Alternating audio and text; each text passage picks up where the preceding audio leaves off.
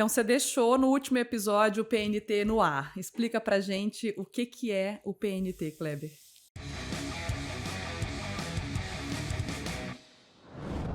PNT, então, como eu expliquei ali no finalzinho, né, é um acrônimo que eu uso para deixar fácil a lembrança assim, do processo, né, do treinamento em ordem de importância. Tá? O P é o papá, o N é o naná e o T é o treinar. É Então, muito assim, fofo. é o PNT, para você lembrar disso facilmente, porque é importante que você pense o treinamento nessa ordem. Papá, naná, treinar. E aí alguns treinadores talvez fiquem bravos com isso, porque acham que o treino é mais importante. Eu falo, tá bom, então se o treino é mais importante, treine alguém que não come. Ou alguém que não descansa. Ou alguém que não dorme. É simples, não vai dar. Não vai dar resultado. Você pode aplicar um treino certo, entre aspas, certo, né? Porque assim, qual que é o treino certo para alguém que não se alimenta bem? Qual que é o treino certo para alguém que não dorme? Muitas vezes, talvez seja nem Eu treinar. ia falar isso agora, nem treinar, porque não Se vai não tem render. tempo nem para dormir, entendeu? Então, talvez seja até interessante fazer algum tipo de atividade física, mas a gente não pode nem chamar de treinamento. Você vai falar para a pessoa que dorme 4 horas por noite, que come só porcaria o dia inteiro, Ou come uma única vez no dia. que ela está inserida num processo de treinamento. Não tá. Né? Ela pode até fazer alguma atividade física de baixa intensidade, que pode até ser benéfica para ela, mas não quer dizer que é um processo de treinamento. Né? Então o PNT é isso, é o papá, naná, treinar.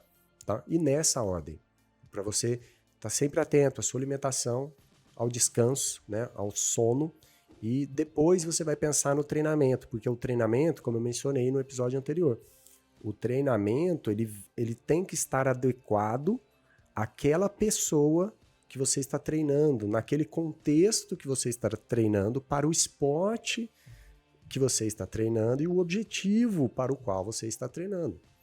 Então, é importante analisar isso. Se a pessoa não come bem, eu colocar mais treino ou mais intensidade no treino, Vai ser à toa. não quer dizer que vai ser melhor. Ah, mas a pessoa está melhorando mesmo comendo mal. Tá bom. Então eu vou até onde eu vou descobrir aonde ela vai piorar. Até onde ela vai ficar doente e ter uma doença que ela vai ficar 3 meses afastada. Entendeu? Não faz sentido. Até ela ficar anêmica ali e ter que ficar afastada e fazer um tratamento para melhorar, porque ficou num estado tão grave que precisa se afastar do Aí o esporte. processo de retorno vai ser muito pior, né? E o processo de retorno é muito mais demorado, é muito mais difícil. Então, assim, você tem que considerar essas questões. Né? É muito comum um atleta amador, por exemplo, dormir pouco. Né? Então, assim, eu falo, cara, se não faz os 2 primeiros bem feito, não adianta que você querer mais treino. Primeiro a gente arruma a recuperação, o descanso. Depois a gente começa a otimizar o treino. Óbvio que não é uma coisa assim, olha, só depois que fizer isso, aí vamos por fases. Não, você vai meio que moldando tudo. Até porque, como a gente já falou em episódios anteriores, o exercício físico, ele pode ser aquele hábito angular que vai mudar a alimentação e o descanso. Porque, a pessoa se insere naquele exercício, aí você começa a falar, ela começa a ver a importância. Então, a partir daí, ela começa a focar mais na alimentação, aí ela começa a se alimentar melhor, ela começa a ficar mais calma, dorme melhor, melhora a qualidade do sono, depois melhora a quantidade, e aí ela entra num processo mais saudável. Aí um vai né? puxando o outro, né? Exatamente. Tá? Mas, mais uma vez, a gente começa pelo descanso e pela recuperação para medir o que vem de treino. Né? Então, tem uma dieta adequada? Ótimo. Dorme adequadamente? Ótimo. Então, a progressão no treino com certeza vai ser muito mais rápida. Até porque se a pessoa não tem, se ela não dorme bem ou ela não se alimenta bem, o treino vai chegar uma hora em que vai ficar chato porque ela vai estar cansada, não vai render, então ela vai meio que sentir uma certa obrigação ou desconforto ali e não vai ser legal, né? Tem uma questão importante, né, que assim, eu sempre falo, vamos para a matemática simples e a etimologia, porque aí a gente resolve 80% dos problemas do mundo. Então, mais uma vez, vamos para a matemática simples. Treinamento é preparar-se para algo, né? É tornar-se melhor, mais hábil a realizar determinada tarefa. Para os esportes de endurance, né? E para os esportes em geral, para alguma atividade que vai demandar, né, uma maestria, assim, o tempo, as horas que você se dedica àquela atividade para a qual você está treinando, é importante para você evoluir. Muitas vezes o tempo de prática diz muito mais do que necessariamente em qual curso que você fez, o que você estudou, quem foi seu mestre, que não sei o quê. Não é simplesmente se manter lá fazendo, óbvio, fazendo as coisas certas, você vai ter mais probabilidade de conseguir. Mas pedalar, por exemplo, com mais tempo você pedalar, melhor. Se eu pedalo errado e tal, não sei o quê. Pode ser que se você tá muito errado, você vai ficar muito bom em fazer a coisa errada. Ok. Mas ser muito bom em fazer a coisa errada, muitas vezes já está muito à frente do que quem tem pouco tempo de prática. Então, o tempo é muito importante. Então, já que a gente sabe que o número de horas, né, o tempo de exposição ao ciclismo é importante, a gente tem que pensar assim, tá, então qual é a melhor estratégia para eu acumular o máximo de horas que eu puder no menor tempo possível, né? Qual que é aquela relação do risco-retorno, onde eu tenho o meu maior retorno com o menor risco? Porque eu posso ter o maior retorno com um risco gigantesco. Eu posso sair daqui amanhã e falar, olha, eu vou pedalar 10 horas todos os dias. Em 2 meses falar, nossa, aumentei meu VO2 em 25%. Aí até depois no terceiro mês você fica doente e fica 6 meses longe, né? Então assim, essa é a questão. Qual que é a relação do maior risco com o menor retorno, tá? Então, na matemática simples, vamos pensar. Qual que é a melhor forma de eu me expor? De eu falar assim, olha, eu quero ter o máximo de exposição ao esporte no menor tempo possível. É eu sair daqui e fazer 10 horas todo dia? Não. Não, por quê? Não vou conseguir te explicar o porquê, mas eu sei dizer o que você tem que fazer. Vamos pensar num exemplo, né? Eu gosto de dar um exemplo assim. Você está numa estrada, você pegou seu carro e aí os dois querem percorrer a maior distância possível. Eu tenho um carro que a velocidade máxima dele é 100 km por hora, mas a autonomia dele, ou seja, ele pode andar 10 mil quilômetros sem parar num posto. Né? Eu tenho um outro carro que a velocidade máxima dele é 200 por hora. Só que a cada 200 quilômetros ele tem que parar num posto. Qual carro será que vai andar 10 mil quilômetros antes? O primeiro. O primeiro é o que tem a menor velocidade. A menor velocidade. Mas tem mais autonomia. Tem mais autonomia. A gente teria que fazer a conta certinho, tá? Porque, na teoria, acho que seria esse. A gente tem que fazer a conta, a matemática, porque depende de quanto tempo que o cara vai ficar parado no posto e tal. Mas, assim, em geral, é aquela metáfora da tartaruga e a lebre. A tartaruga vai devagarinho, mas ela chega antes. Porque a lebre corre, cansa, para. Corre, cansa, para. E mesmo que você esteja numa velocidade menor, se você não tem uma velocidade zero por nenhum período, provavelmente você vai chegar antes. E o que acontece com quem coloca muita intensidade? Tipo, não, agora eu vou fazer o esforço do herói. Eu quero fazer muito volume, ou eu quero fazer muito volume, ou eu quero fazer muita intensidade num curto espaço de tempo, né? Ela está indo para o lado do muito retorno, mas muito risco. Em geral, essa pessoa faz isso por um tempo, aí acontece uma coisa assim, ou ela vê que aquilo não é sustentável por causa do trabalho, está atrapalhando e ela tem que diminuir, então tudo que ela forçou demais aqui, ela vai acabar perdendo, porque as variáveis do endurance, né, elas são muito relacionadas à quantidade de treino que você faz e se você consegue dar continuidade nisso. Então essa pessoa, muitas vezes, ela encontra uma barreira que ela não consegue dar continuidade naquele número de horas e intensidade que ela fazia. Se ela não encontra essa barreira, geralmente ela encontra uma outra barreira, que é justamente a barreira da saúde. Ela fica doente, porque ela impôs um agente estressor muito grande, um desafio muito grande para o corpo se adaptar.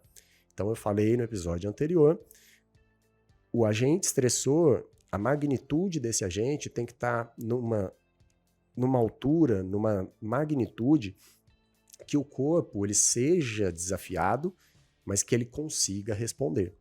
Quando você coloca um agente estressor muito grande, o estresse gerado no organismo é muito exacerbado, ele é muito agudo.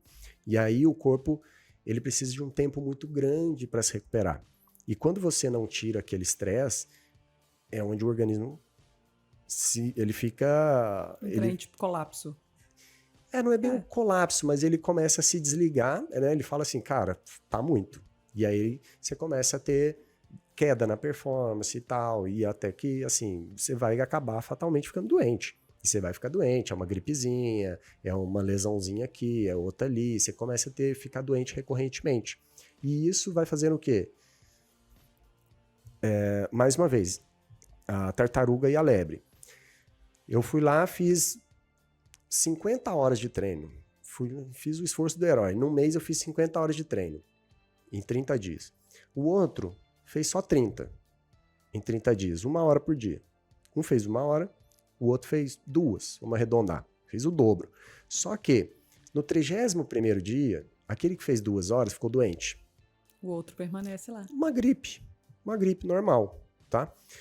Ficou doente no 31º. Uma gripe normal, uma gripezinha, geralmente leva 4 a 7 dias para sair do seu corpo, ir embora e tal.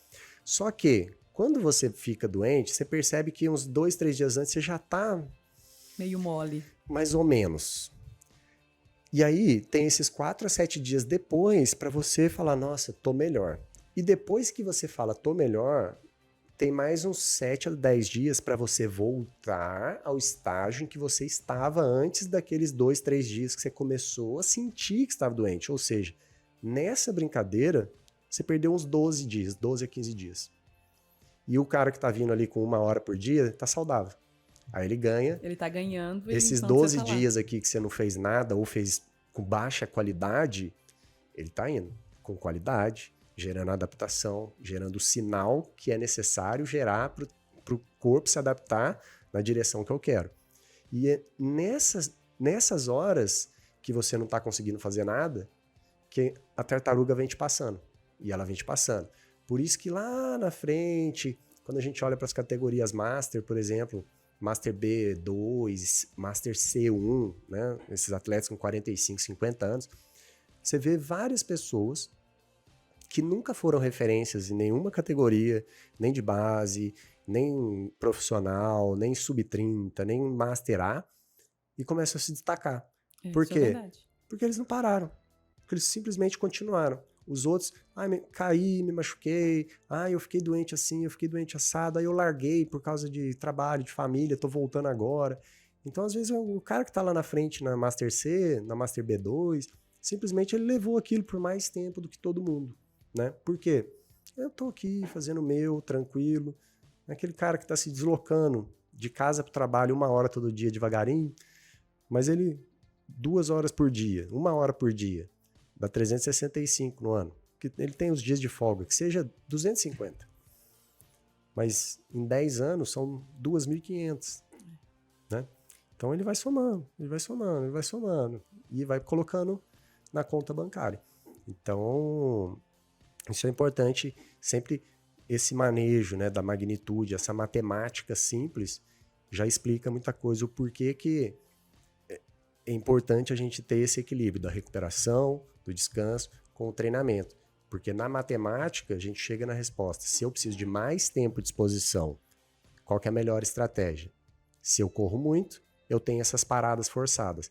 Se eu vou mais devagar na direção certa, eu consigo, mesmo que mais devagar momentaneamente, quando eu olho para o longo prazo, eu chego mais rápido onde eu quero, né? Então, acho que é ter calma e ter consistência, a palavra, assim. A palavra que eu mais gosto no treinamento, que eu falo que mais reflete os resultados de treinamento é consistência. Você ser consistentemente bom é melhor do que ser raramente excepcional. Aquelas pessoas que raramente vêm e fazem uma sessão de treino assim, acabei com o mundo hoje, fui o melhor do mundo.